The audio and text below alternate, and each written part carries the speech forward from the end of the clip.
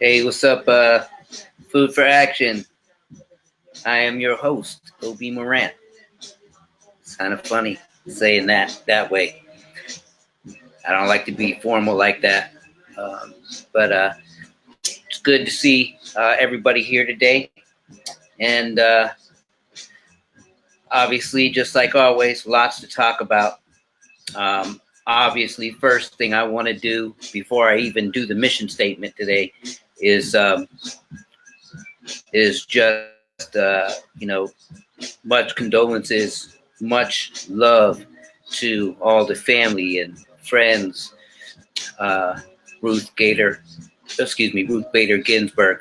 She was an amazing um, champion, amazing hero, an amazing, and not just for women, man. Anybody who has um, any anything in the fight for equality and for justice and for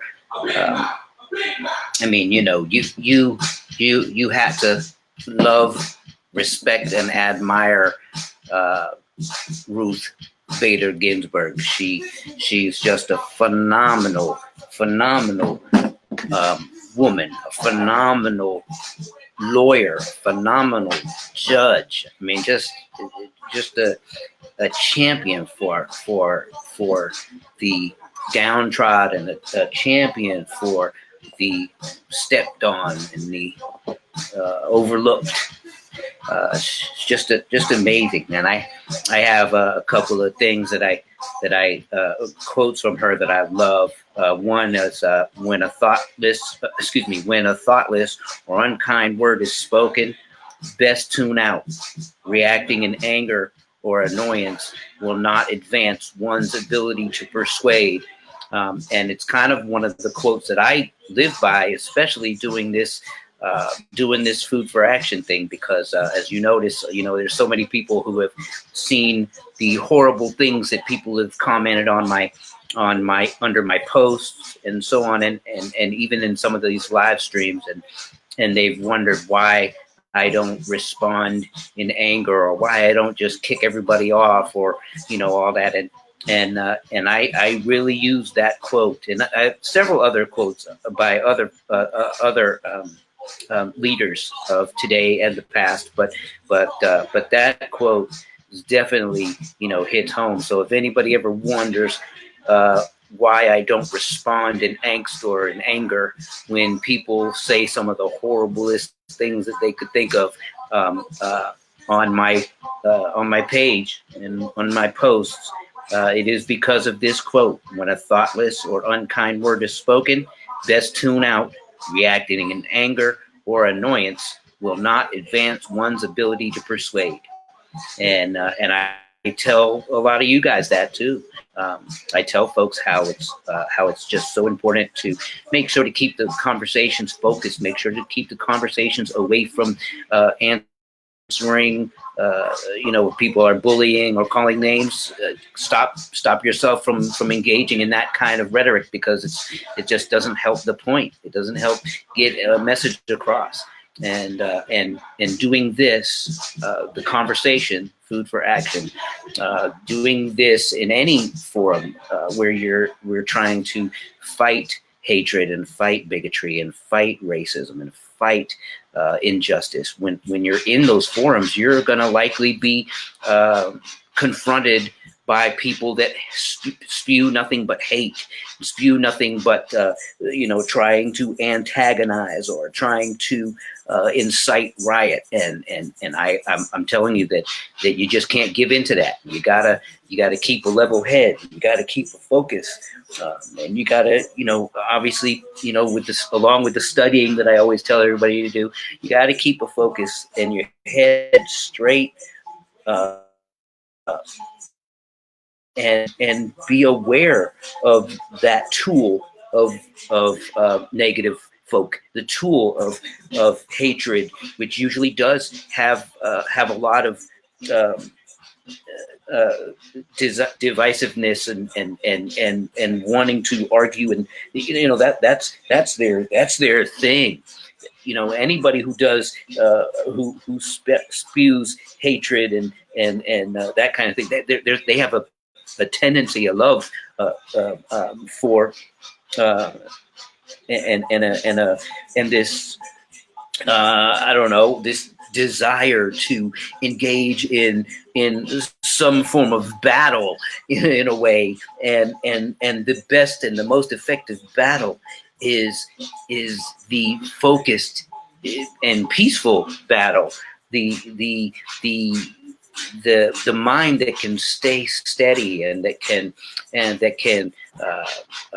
be articulate and be loving and compassionate in that within an argument, not necessarily soft spoken all the time. Sometimes you have to be a little stern, but to engage in those other antics, it just becomes anti-productive. You're not going to solve anything. You're not going to get anybody to believe you, understand you, or see anything from your viewpoint when you're going through that, when you engage in that kind of ruckus. So I encourage everybody who takes part in this to stray away from engaging in that in that kind of stuff. So Ruth Bader Ginsburg, again, just an amazing woman. I posted another one of her quotes that I love the most, which is, "Yet what greater defeat could we suffer than to come to resemble the forces we oppose in their disrespect for human dignity?" Again, right in alignment with the previous quote, and again, you have to see that these are things that I literally live by and I act by, and it's so important that that anyone who engages in the conversation should do the same, should do as much, because it's the only way that we're going to get people to listen or to even to pay attention in the slightest is going to be through keeping a calmness and keeping a steadiness about how you approach the conversation. It's just not going to be a successful venture to embark upon if you're wanting to just be butting heads and want to be the loudest or want to seem like you're the most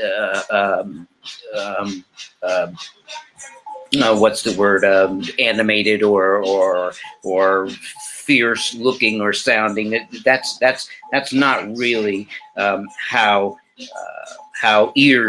listening ears are achieved. And so little by little, I'm learning this and putting it into practice. And I hope and pray that everyone, everyone who is in the fight for equality and social justice and social inclusiveness,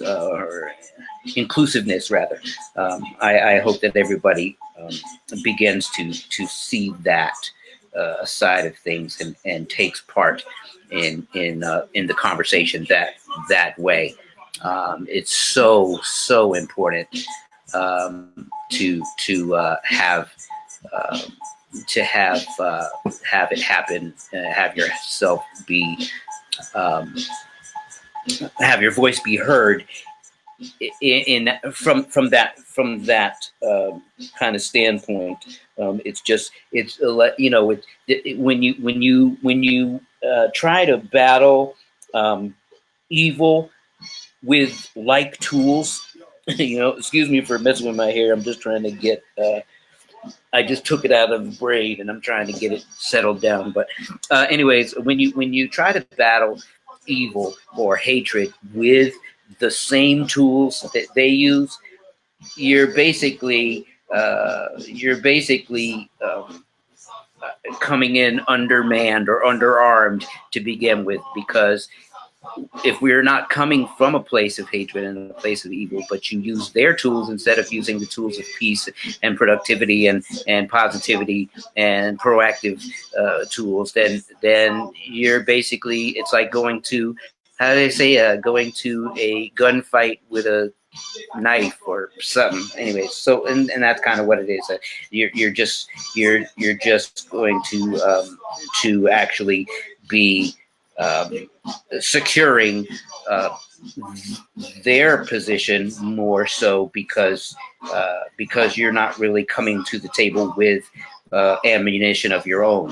You're trying to do battle with the devil, with the devil's pitchfork, and I'm sure that he can use that pitchfork better than me or you. So definitely, Ruth Bader Ginsburg was definitely somebody who really put that message home, like home run after home run, within the justice system. Really, just she did it her way, and was so incredibly effective. Even in cases that where the more liberal positions didn't win in the cases, she won. You know what I mean? She just had a way, man. It's insane to think about somebody who has the capacity to engage that way. I hope I can only come somewhere close to being that effective at some point in my life. It's just an amazing accomplishment for any human being, for anyone, as I like to say, for anyone who breathes air, who breathes breath. Hey, Shannon, how are you? Again, hey, so proud of you, man. So proud of you. You gave, you did your baptism today. Awesome. I remember that day in my life. It was so amazing. And so I'm really proud of you for that. Lisa Jamenko Brown, thank you for watching too. Again, today I'm going to do things a little bit different because first, I have some announcements to make, which are really awesome, but I'm going to save them for a little bit, kind of build up a little bit of suspense. But there's some amazing stuff that I'm going to tell you guys about that's happening with Food for Action. And but as well, I want to open up the show today for people to take part. I'll even bring some people on the screen. So if you want to take part in the conversation, if you have some things that you want to share, please write a message in the comments. Just tell me, just say I have something I want to share. Put it in the comments, and I will get as many folks in as possible. There's a little bit of delay for how fast I get messages, as you probably can tell. So please bear with me because I'm using my phone to receive messages. For some reason, they're not coming up as fast on the Be Live platform that I use, and I have not heard from anybody from Be Live about fixing that problem. So hopefully they will address that with me soon. So yeah. So let me go ahead and do the mission statement, so that everybody, new people, if you have not heard what the mission statement is for Food for Action, I do have what I like to call a mission statement, because I think it's important for any organization to have something um, to describe to the people, to describe to the folks what the purpose is of what you're doing. It's what any business does. And I think that for movements and for organizations, I think everybody should have the same, and most do. So for Food for Action, I kind of phrase it as an agreement between us, that all of us who take part in this conversation, I and we acknowledge and express the racial divide, racism, oppression, exploitation, violence, systemic racism against Black men, Black women, and Black youth in the United States and all over the world. I and we will proactively help create a path to a true United States in America. And to me, that statement is really just simply expressing that through this conversation, through this platform, I am going to do my part, and hopefully all of you will do your part to engage in conversation that becomes productive and proactive, and that it will lead to us taking further action against the oppressive things, oppressive actions, the bigotry, or the racism, systemic racism, anything that treads upon a people. We are going to be a positive force in that, and it starts through this conversation. And then, as I always tell everybody, you don't stop at the conversation. You take the conversation on to the next level, where you actually process what you've taken in, because we're not just talking, we're also listening. And it's what I do all week. Is before I get back to you guys, I listen to the messages and the voicemails and the messenger messages and text messages that I get throughout the week, and I listen to those things and I study those things if I'm not familiar with those things, and I do what people call homework to make sure that that I am versed in the things that people are talking about, if I have not already, and in turn I'm able to take part in the conversation and add productive things if I can add productive things, but just basically to help us bridge the gap, the understanding or lack thereof that each group of people may have with another, or one group of people may have with another group of people. That's another reason why I invite everybody to take part in this conversation. It is not just for people who are standing against racism. It's for people that for some reason don't acknowledge that it exists. It's for people who think that that they don't need to do anything about racism. That their position is just, hey, I'm not a racist, and so that's good enough. So this is a conversation where I want everybody to feel that they can add their experience to the table, because that's how we get to understand each other. That's how we get to grow as individuals and as a collective, and again, end up being productive in society to help bridge the gaps and get rid of some of the negative things which amount to people being oppressed, and even ends in loss of life, as we've seen so much of lately. So again, that is the purpose of Food for Action. So today, again, I want, if anybody has opinions, if you didn't get to reach out to me during the week, if you didn't get to send messages, make phone calls or whatever, if you didn't get to me, or I didn't get to your question, please, because I do my best to get to everything, but if you have something to share, please let me know, and I will then send you a code to invite you into the conversation and get your face on the screen, and you can talk to me and everybody else that's taking part in the conversation. Okay? It's a very important part of this. A lot of times it seems as it's just me talking, and unfortunately, except when guests are on, unfortunately, that's because a lot of people aren't communicating in the comment section, and so I don't know what is on people's minds. So the only thing I can do until somebody has something that they want to say or type in, I have to address just the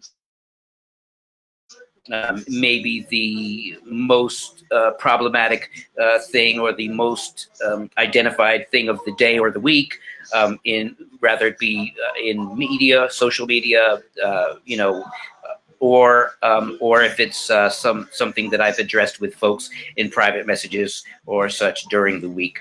So again, but I am inviting everybody to take part in this conversation. So if you have anything to say, if you have an experience that you've dealt with, rather it deals with being on the receiving end of racism, or if it is something else that may be productive that is related, please feel free to either type it or let me know that you want to be on, and I will bring you into the conversation.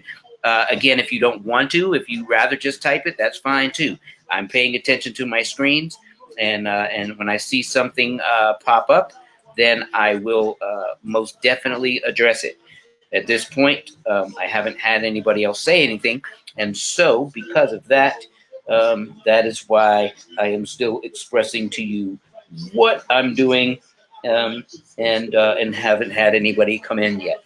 But again, I think I was telling Shannon Fouch that I am happy for her, and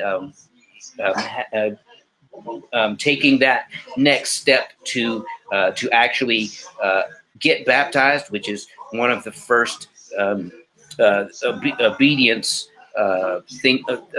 acts of obedience that God instructs us to do. It's in a public display of obedience to God. Once you ask God into your life and ask Him to forgive you of your sins, and you are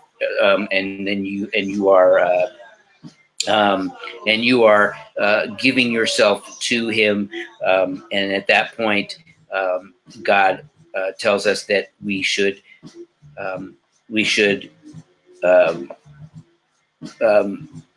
complete this with the baptism. And so it was so awesome to see that online before a little bit before the show. I saw, I don't know when exactly she posted it, but I saw it not too long before that, and I did express the happiness for her online as well. It's a really cool thing, man. I love to see that happen. I love to see folks uh, acting in obedience to God. I've done ministry for a long time, and so to whoops, I don't know what just happened here. Oh crap! Had a little bit of a problem here. Great.